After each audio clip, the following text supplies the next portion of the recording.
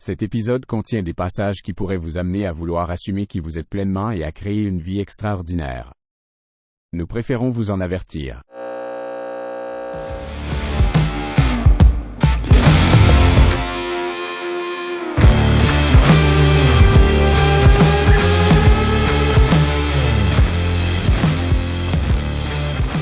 Bonjour à tous! Bienvenue dans le show d'Ex... Je vais l'avoir. Bienvenue dans le show d'Exception. J'espère que vous allez bien. Ce matin, le podcast est nouveau. Je suis en mode test. Je me suis fait un nouveau setup avec une nouvelle caméra. Et là, on va voir si je sonne en fond de cacane ou pas. Mais bon, j'espère que vous allez bien. Aujourd'hui, on va parler du design humain, qui est mon outil que c'est tellement cool le design humain, puis il faut que je vous en parle parce que premièrement, ben, c'est l'outil que j'utilise avec mes clients et c'est un outil qui a carrément changé ma vie depuis 5 ans, je dirais. Et on dit qu'en design humain, ça prend 7 ans pour se déconditionner. Ça prend 7 ans pour expérimenter et voir qu'est-ce qui nous convient selon le design humain. J'en suis à ma 5e année, donc on approche, mais c'est drôle parce que dernièrement, je faisais un bilan. J'ai eu 43 ans vendredi dernier et en ce moment,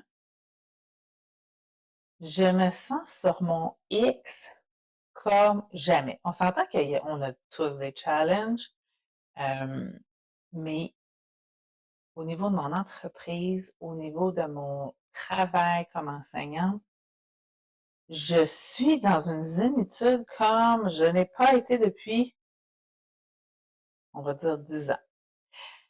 Fait que, mais tu sais, je me rends compte que c'est parce que j'ai expérimenté mon design humain, parce que j'ai changé des choses pour mieux l'appliquer en fin de compte, et ça l'a fait toute la différence. Fait que c'est pour ça que je veux vous en parler aujourd'hui. Et c'est quoi en fait le design humain? Ben, c'est la carte de qui on est à la naissance, avant tous les conditionnements qu'on va porter au fil de notre vie. Donc, quand on se ramène à ça, ben, on comprend mieux comment on est censé fonctionner parce que l'affaire, c'est que toute notre vie, on a appris à être quelqu'un qu'on n'est pas, bien souvent. Dès notre enfance, on a appris qu'il fallait agir d'une certaine façon pour s'assurer que nos parents soient contents, pour s'assurer de leur amour. On a appris à l'école aussi qu'il fallait être d'une certaine façon pour performer, pour être bien comparé aux autres, pour avoir, je veux dire, ne pas avoir de conséquences aussi. Fait qu'on a appris à fonctionner d'une certaine façon. Et même dans la société en général, on a appris qu'il y avait une manière de faire les choses, de vivre les choses, de dire les choses pour fonctionner. Mais pendant qu'on fait tout ça, là, pendant qu'on écoute nos parents, pendant qu'on écoute nos enseignants, pendant qu'on écoute le système, les médias, tout ce qu'on entend autour, puis qu'on croit que c'est ça la vérité, bien, on n'est pas en accord avec ce qui résonne à l'intérieur de nous et on n'est pas en accord avec notre design humain. Et le design humain, c'est quoi? C'est, je vous l'ai dit, c'est la carte, mais ça part d'où ça, là? Ça a été fondé, ça a été en fait, je vais dire, découvert, mis en place au début des années 80 par un homme qui s'appelle Robert Allen Krakauer, qu'on appelle Ra-Uru en design humain, qui est un homme de Montréal. Mais bref, un jour, il a channelé le design humain. Ça a l'air wouhou pour le moment, mais laissez-moi continuer. Alors, le design humain, c'est un mélange des sciences anciennes et des sciences modernes. Donc, dans les sciences anciennes, il y a évidemment l'astrologie, le I Ching chinois, la Kabbale juive et les chakras hindous. Et dans les sciences modernes, ben, il y a l'astronomie, la physique quantique et la biochimie. Et tout ça ensemble, quand on emboîte ça, ben, ça donne notre schéma corporel de design humain, notre carte de qui on est censé être. Là, tu me dis, ouais, c'est bien bon, Nadine, mais comment je fais pour aller voir mon design humain? Tu vas aller, je vais te mettre ça dans les show notes, mais tu vas aller sur www.mybodygraph.com. Et tu vas aller rentrer tes données de naissance. Donc, ça prend ta date de naissance, ton heure de naissance et ta ville.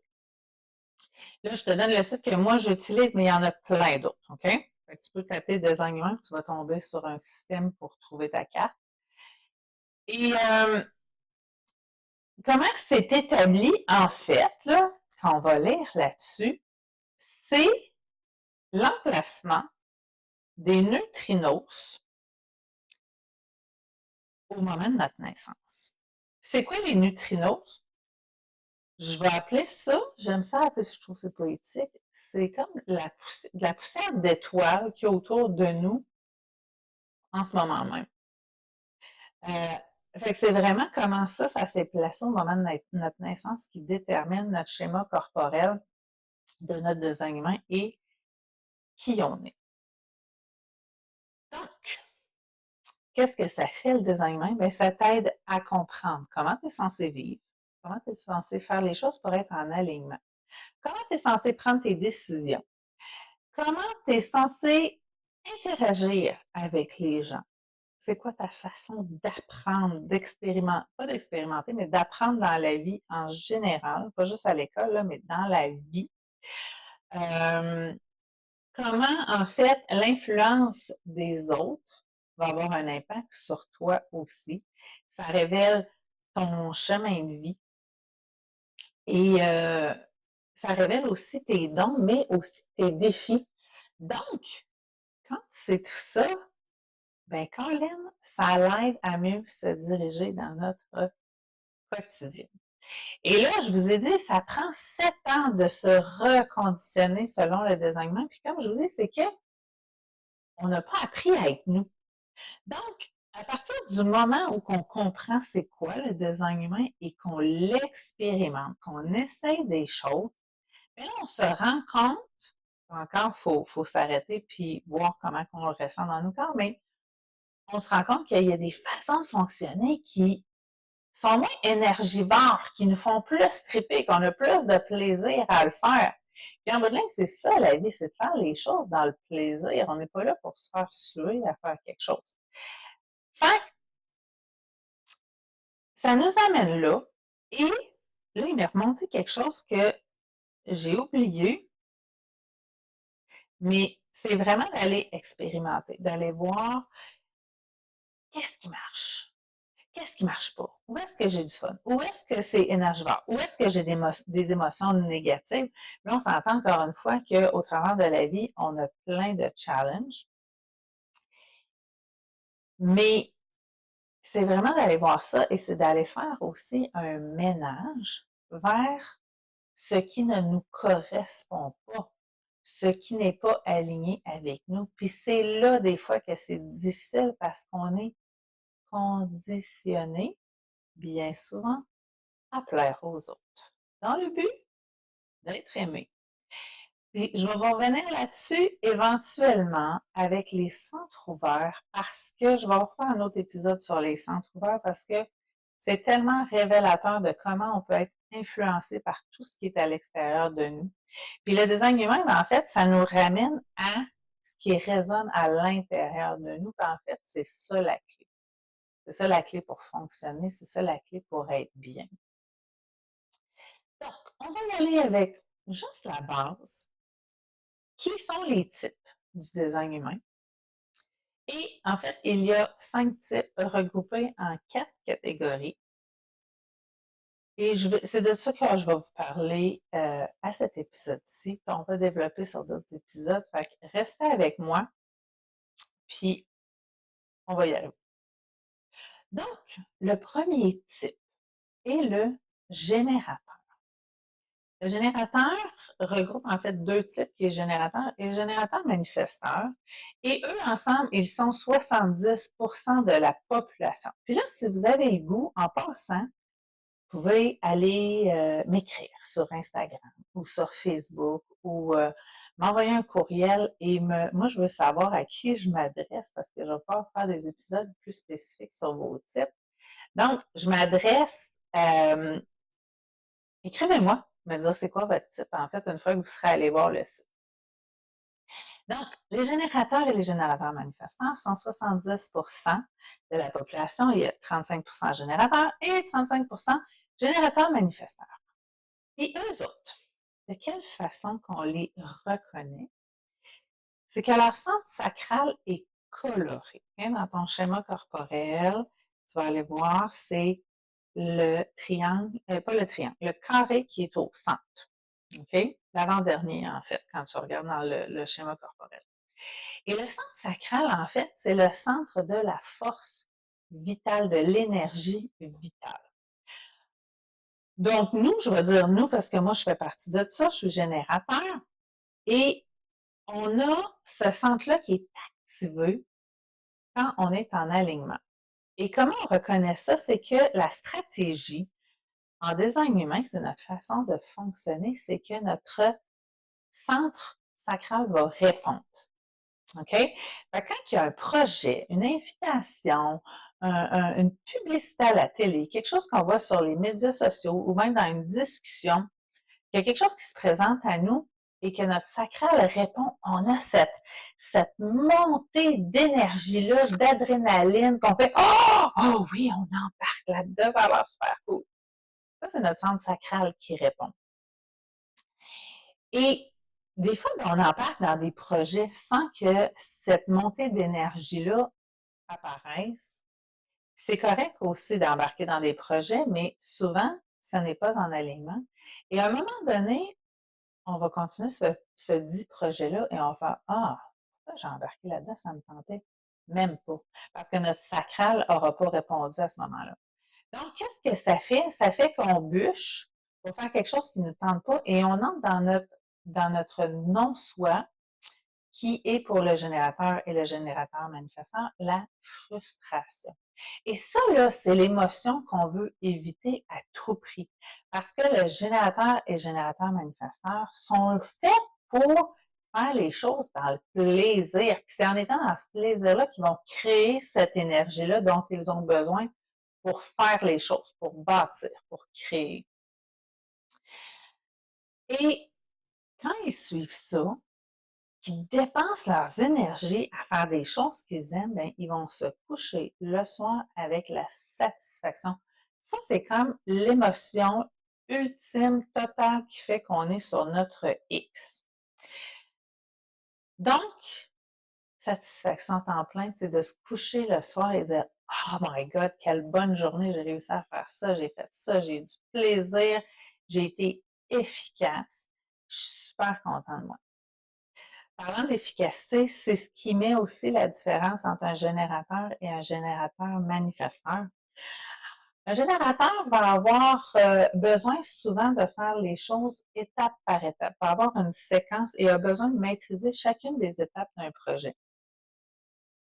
Et le générateur manifestant, lui, a besoin d'être efficace. Lui, là, il faut que ça roule. Faut que ça roule. Il faut qu'il soit efficace. Souvent, ben, ça lui amène à vouloir sauter des étapes pour se rendre à la fin d'un projet. Sauf que, en faisant ça, ben, des fois, il ne fera pas les bonnes affaires. Ça va l'amener à reculer pour mieux réavancer. Et c'est ça qui va occasionner, en plus de la frustration, ça va lui amener la colère du manifesteur en même temps. Parce que son générateur manifesteur. Donc, c'est ce que les générateurs et générateurs manifesteurs ont besoin de faire. Ils ont beaucoup d'énergie, ils ont besoin de dépenser cette énergie-là pendant toute la journée pour le soir, justement, se coucher, je veux dire, vider de leur énergie pour mieux se régénérer et pour le lendemain, mieux recommencer leur journée. Donc, ça va être des gens, justement, qui vont avoir besoin de bouger beaucoup et encore une fois, de faire des choses qui leur font plaisir. Puis ça, c'est pas juste d'en faire des choses, c'est aussi dans l'alimentation. Se nourrir de choses qui nous font plaisir dans les activités, dans la façon de faire les choses, parce que, on va se dire, en général, personne n'aime faire le ménage, mais c'est d'apprendre à le faire d'une façon qui va nous faire plaisir. Fait que ça peut être d'écouter la musique, ça peut être de danser en même temps, mais c'est en expérimentant justement que vous allez trouver, cher générateur, votre façon de faire les choses qui va vous allumer. Ensuite, l'autre type suivant est le projecteur. Les projecteurs sont 20% de la population. Et les projecteurs ont en fait, c'est des guides, OK? Les projecteurs ont cette facilité-là à observer les gens et à voir c'est quoi le problème, c'est quoi les solutions, qui peut être bon pour faire telle chose, de quelle manière est-ce qu'on peut organiser les affaires pour que ça roule bien. Mais l'affaire, c'est qu'ils ont cette facilité-là à voir tout ça, cet ensemble-là de choses à faire. Ils ont les solutions, mais ils doivent attendre d'être invités et reconnus. En fait, reconnus et ensuite invités. Parce que quand ils suivent pas ça, mais qu'ils vont juste avec les solutions, ah ben, il faut faire ça de même, il faut faire ça comme ça, c'est comme ça que ça marche, ben, il y a l'air des petits boss, des bécosses. Et à ce moment-là, ben, ça crée une résistance avec les autres personnes autour d'eux. Puis là, ils se font dire, puis déjà, je vais vous parler de mon enfant Zoé qui est projecteur, ils vont se faire dire, ben là, toi, tu me dis tout le temps quoi faire. Des fois, ben, ça amène aussi des difficultés au niveau des relations avec les gens. Et quand il y a cette résistance-là, quand les gens ne reconnaissent pas le projecteur, ben lui fait, bon, c'est ça, personne ne veut m'écouter et il embarque dans son amertume. Ça, c'est son thème de non-soi qu'il veut éviter le plus possible. Donc, la clé pour le projecteur, c'est juste de faire ces petites affaires, d'aller les appliquer les choses, mais sans le dire aux autres. Puis, éventuellement, les gens vont l'observer, puis ils vont faire, ah, hey, cette personne-là, elle a la solution, on va aller lui demander comment faire. Et à ce moment-là, c'est là que le projecteur entre dans sa signature, qui est sur son X, qui est dans son émotion la plus wow, qui est le succès.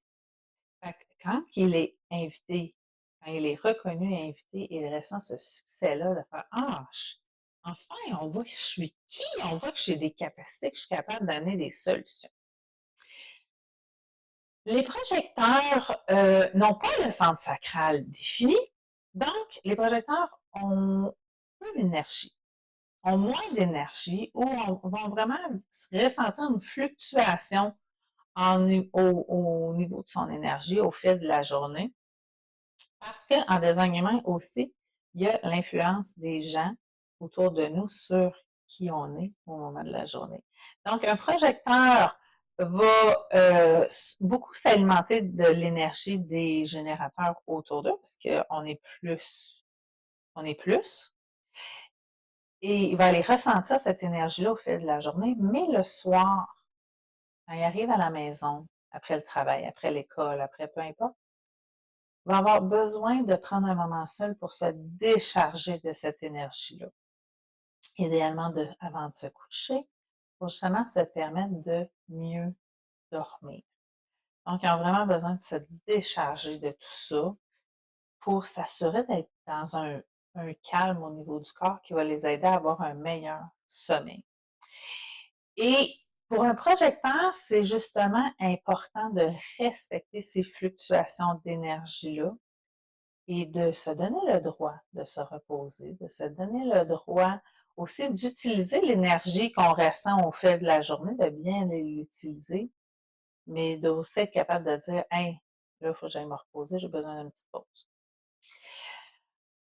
Maintenant, le troisième type est le manifesteur. Et les manifesteurs sont 9% de la population. Et les manifesteurs n'ont pas le centre sacral défini, donc vont ressentir aussi des fluctuations au niveau de leur énergie, au même titre que le projecteur. Et les manifesteurs, de la façon qu'ils sont faits, c'est que eux, ils ont besoin de, j'écoute ça, d'indépendance. Les manifestants n'aiment pas se faire dire quoi faire. Les manifesteurs ont besoin de suivre leurs élans créatifs et de faire les choses comme ça leur plaît. Donc, la façon de fonctionner pour un manifesteur, c'est d'aller informer. Informer les gens autour d'eux sur qui leurs décisions vont avoir un impact. Parce que si il ne le fait pas, ça va créer une résistance. Et là, les autres vont faire, ben oui, mais pourquoi tu t'en vas faire ça? Hey, c'est pas le même que tu devrais faire ça. Il faudrait que tu fasses les choses comme ça. Le manifesteur a un grand besoin d'indépendance, comme je vous disais. Il a besoin d'être un leader pour lui-même et il a besoin de ressentir sa signature qui est de pouvoir faire les choses en paix. Il veut ressentir la paix, de pouvoir faire les choses comme ça lui tente, la façon que ça lui tente. Parce que quand il y a un élan créatif, quand il n'informe pas, quand il y a une résistance, il entre dans son thème de non-soi, de ne pas pouvoir faire les choses en paix, comme ça lui tente, et il entre dans sa colère. Donc, c'est hyper important pour le manifesteur d'apprendre à juste informer, pas pour demander une décision, là, pas pour demander une permission, excusez, mais vraiment pour informer les gens. Mais pour un enfant qui est manifesteur, ben ça se présente comme ça, d'aller demander la permission. Ça va être sa façon d'informer ses parents, d'informer l'adulte sur ce qu'il s'en va faire. L'affaire avec le manifesteur, c'est que bien souvent, il n'a pas appris sa stratégie. Et puis quand il part sans informer, ben là, le monde vient créer une résistance, vient lui dire comment faire, vient lui expliquer ce qu'il doit faire. Et puis là, ce qu'il se dit pendant ce temps, il se dit, ben là, je peux pas me fier à personne. Je peux pas parler à personne, je vais faire les choses en cachette. Ou je vais me rebeller. Ou je vais faire le contraire de ce qu'ils me disent. Les manifestants, dans leur façon d'être, surtout quand ils sont dans leur colère, vont être parfois difficiles à comprendre et, je veux dire, à gérer pour des parents aussi. Parce qu'ils peuvent aller faire des choses par en dessous. Pour justement s'assurer de ne pas avoir de résistance tout le temps, puis pouvoir faire les choses en paix. Fait que ça peut apporter des petits challenges des fois. Et le dernier type, c'est le réflecteur.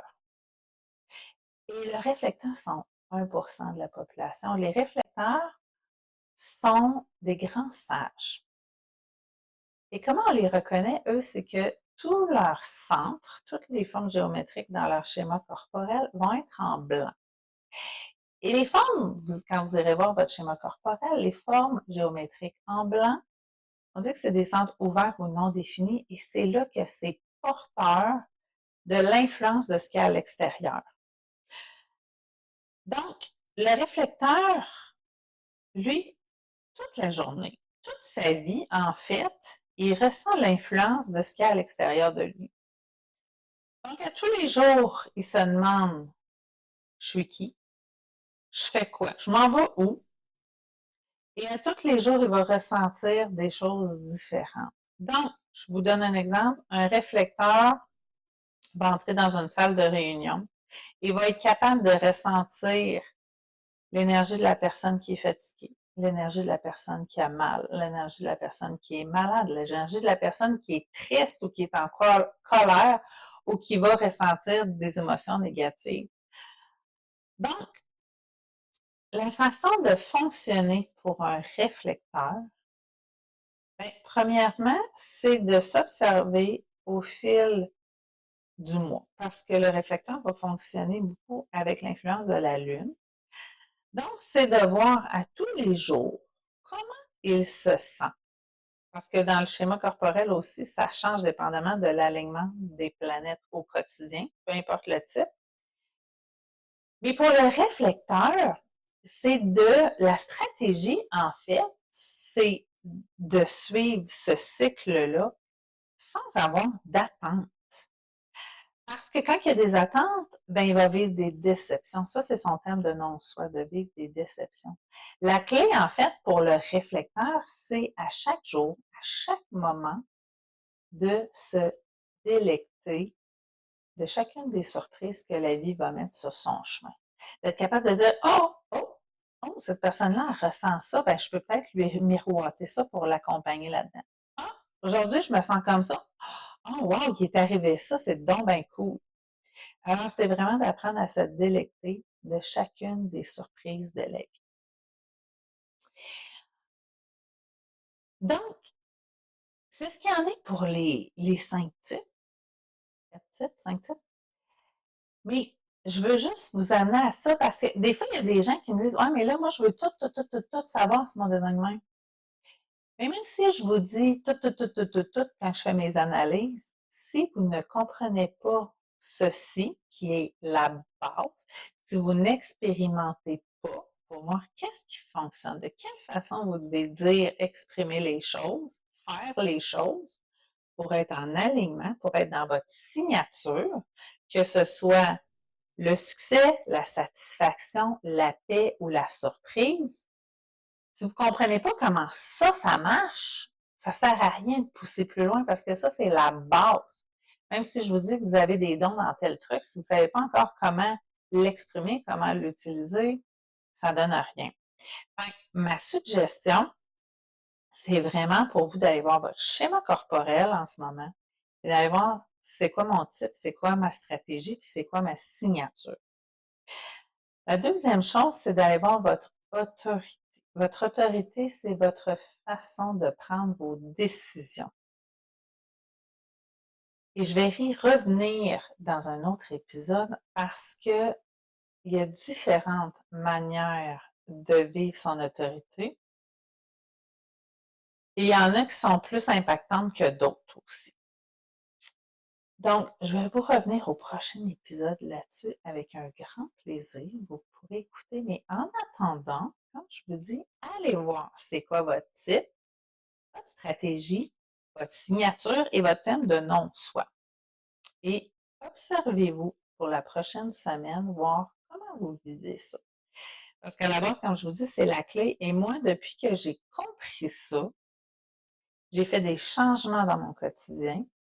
J'ai fait des changements au niveau de ma carrière comme enseignante parce que moi, là, je vous l'ai déjà dit, j'enseigne en adaptation scolaire et j'étais tuteur de groupe.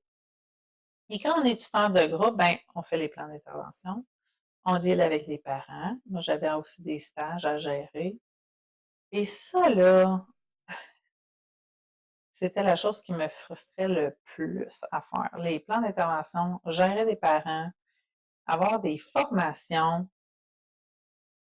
Bref, je n'embarquerai pas dans le système scolaire aujourd'hui, mais ça m'occasionnait beaucoup de frustration et j'ai fait, OK, moi, là, qu'est-ce que je veux? Qu'est-ce qui me fait triper? Ben, je veux juste pouvoir aller enseigner. Je veux rentrer à l'école, aller enseigner mes petits cocos, puis repartir après. Donc, j'ai changé ma tâche d'enseignante et c'est ce que je fais maintenant.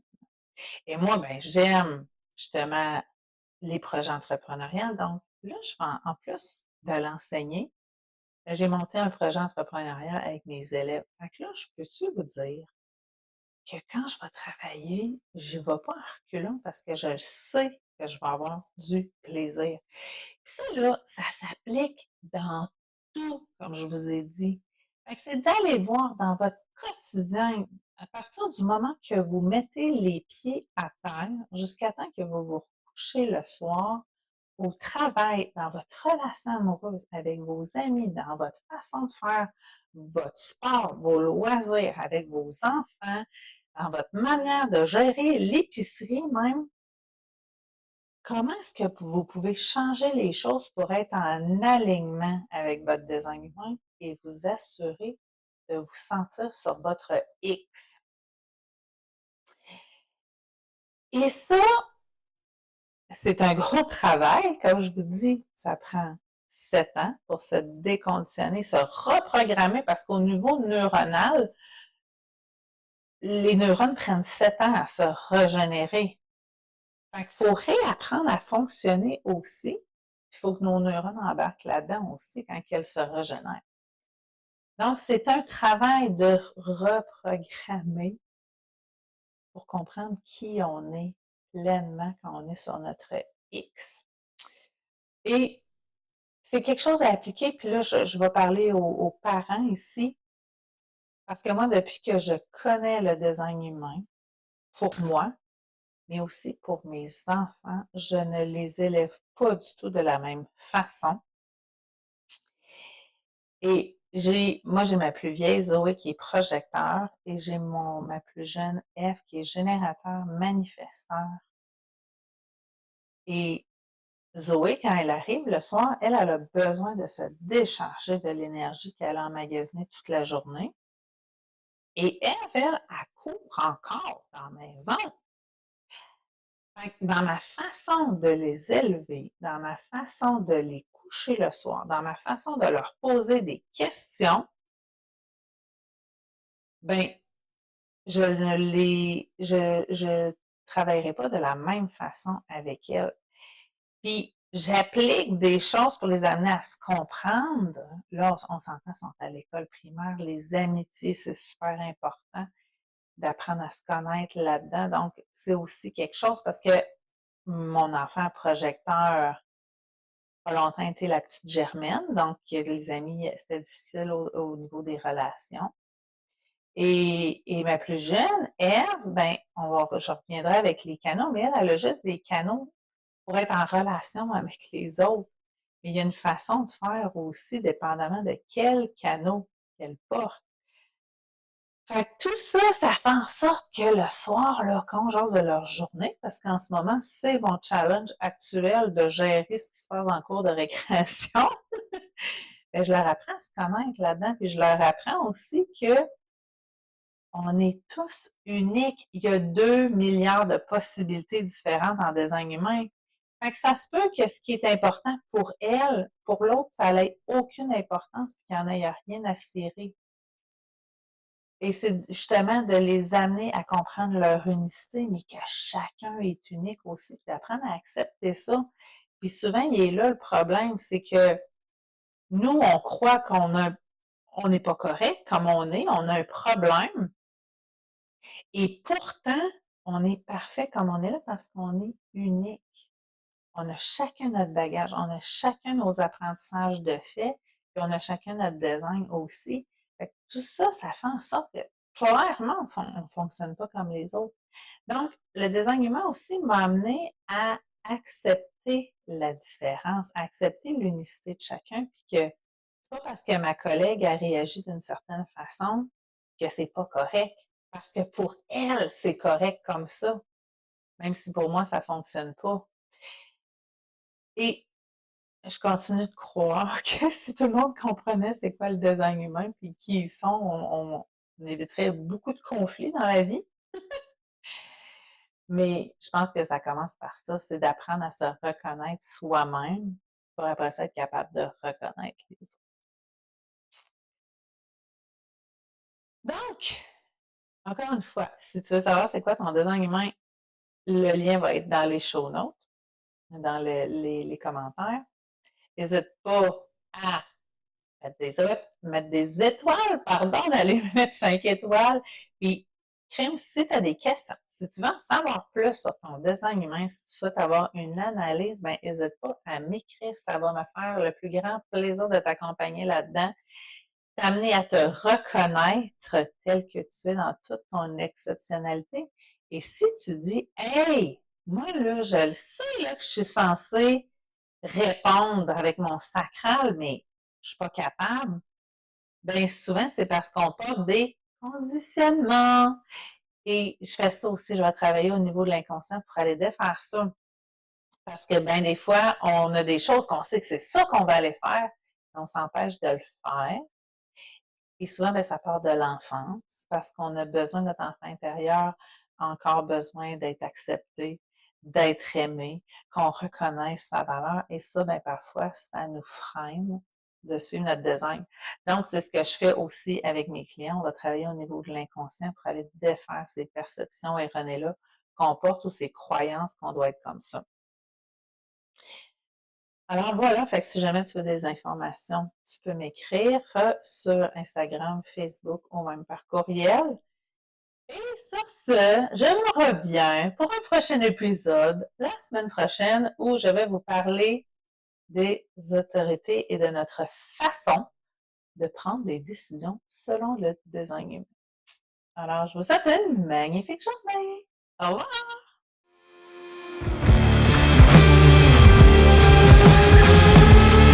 Merci d'avoir écouté cet épisode du Show d'Exception. Si tu as trouvé cette conversation inspirante et enrichissante, je t'invite à t'abonner sur ta plateforme préférée. On se retrouve très bientôt pour un nouvel épisode du Show d'Exception. D'ici là, continue à explorer ton unicité et à prendre des actions audacieuses pour transformer ta vie. Merci encore et à la prochaine!